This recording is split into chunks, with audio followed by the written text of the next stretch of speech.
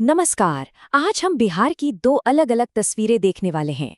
एक तरफ है वो सरकारी नीति जो राज्य के भविष्य की नींव रख रही है, और दूसरी तरफ है वो संगीत जो सदियों से इस मिट्टी की आत्मा में बसा है। तो चलिए नीति से कविता तक के इस सफर पर निकलते हैं। तो आज हम क्या क्या देखने वाले हैं?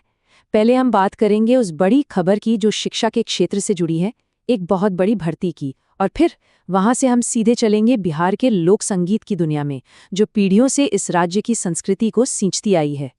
तो चलिए शुरू करते हैं बिहार में शिक्षा के भविष्य से जुड़ी एक बहुत बड़ी खबर के साथ।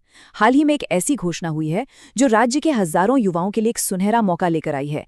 ये है शिक्षकों की एक बहुत बड़ी भर्ती। जी हाँ, लगभग 44,000 शिक्षक। अब ये सिर्फ एक आंकड़ा नहीं है ना?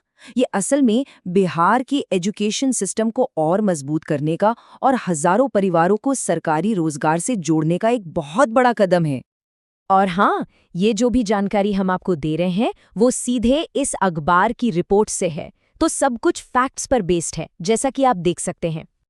तो सवाल ये उठता है कि ये जो 44,000 पद हैं ये कहाँ-कहाँ और किन-किन क्लासेस के लिए हैं।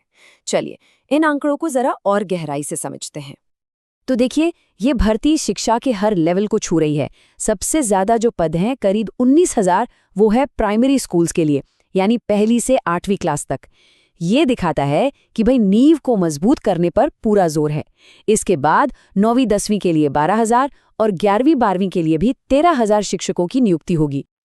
अब इस भर्ती को अगर हम बड़े पर्सपेक्टिव में देखें तो ये और भी सिग्निफिकेंट लगती है। क्यों? क्योंकि पिछले 2 सालों में ही बिहार में 2,70,000 शिक्षकों की नियुक्ति पहले ही हो चुकी है। तो ये उसी बड़े अभियान का एक और अहम हिस्सा है। अच्छा, अब बात करते हैं रिजर्वेशन पॉलिसी की। मतलब ये नौकरियां मिलेंगी किसे? तो देखिए, इसमें 85% सीटें सिर्फ बिहार के रहने वालों के लिए रिजर्व हैं। जाहिर है, इससे स्थानीय युवाओं को प्राथमिकता मिलेगी, और जो बाकी 15% सीटें हैं उन पर देश के किसी भी राज्य के उम्मीदवार अप्लाई कर सकते हैं। और इतना ही नहीं, विमेन एम्पावरमेंट को बढ़ावा देने के लिए एक और बहुत जरूरी प्रावधान है।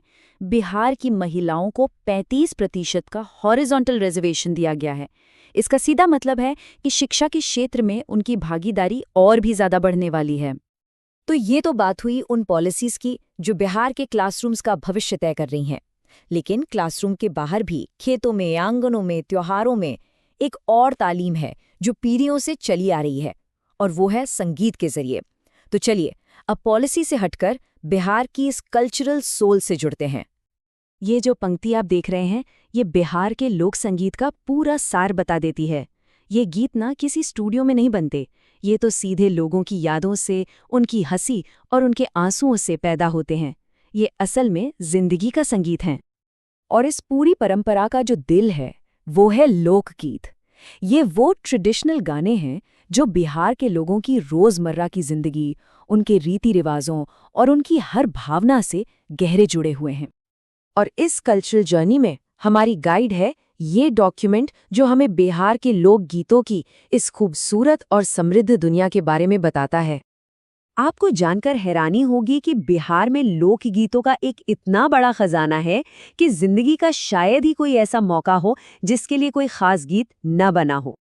जब आप इन कैटेगरीज को देखते हैं तो ऐसा लगता है जैसे जिंदगी के हर पल को सुरों में बांध दिया गया हो। देखिए, यहाँ संस्कार गीत हैं जो जन्म से मृत्यु तक साथ चलते हैं, मौसम बदलने पर ऋतु गीत हैं, त्योहारों के लिए पर्व गीत हैं, यहाँ तक कि खेती बाड़ी और अलग अलग समुदायों के भी अपने गीत हैं। जैसे कि संस्कार गीत को ही ले लीजिए, ये इंसान की पूरी लाइफ साइकिल को कवर करते हैं। बच्चे के जन्म पर सोहर गाया जाता है, तो शादी ब्याह के मौके पर समदाउन। कमाल की बात तो ये है कि जिंदगी के आखिरी सफर यानी मृत्यु से जुड़े भी गीत हैं। ये परंपरा जिंदगी के हर मोड़ को एक म्यूजिकल पहचान देती है। बिल्कुल इसी तरह बिहार का कोई भी बड़ा त्योहार सोचिए, उसके अपने गीत जरूर मिलेंगे। चाहे वो छठ पूजा के दिल को छू लेने वाले गीत हों, होली का फगुआ हो या फिर तीज जितिया के गीत, ये संगीत ही तो त्योहारों में असली जान डालता है। तो अब हम अपने आखिरी हिस्से की तरफ बढ़ते हैं। सवाल ये है कि आखिर ये गीत आज भी इतने रेलेवेंट क्यों हैं? क्या चीज़ है जो इन्हें आज भी जिंदा रखे हुए हैं?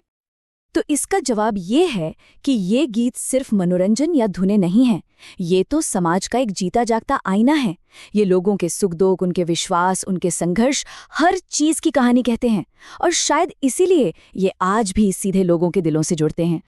लेकिन यहाँ एक आज के दौर की सच्चाई भी है, एक तरह की कश्मकश। एक तरफ तो सरकार और कई कल्चरल ऑर्गेनाइजेशंस हैं जो इस विरासत को बचाने की पूरी कोशिश कर रहे हैं। वहीं दूसरी तरफ टीवी, सिनेमा और जो नया संगीत है, उसका असर इतना ज़्यादा है कि इन गीतों का रोज़मर्रा की ज़िंदगी में इस्तेमाल कम होता जा रहा है। तो ये ट्रेडिशन और मॉडर्निटी के बीच एक संतुलन बनाने की लड़ाई है। और यहीं पर हम आज की इस चर्चा को एक बड़े सवाल के साथ छोड़ते हैं, एक ऐसा सवाल जो आज के हमारे दोनों टॉपिक्स को जोड़ता है। जरा सोचिए, किसी भी जगह का भविष्य जो पॉलिसीज और आंकड़ों पर बनता है, वो अपने उस अतीत से कैसे जुड़ता है जिसे गीतों और परंपराओं में सहेज कर रखा गया है।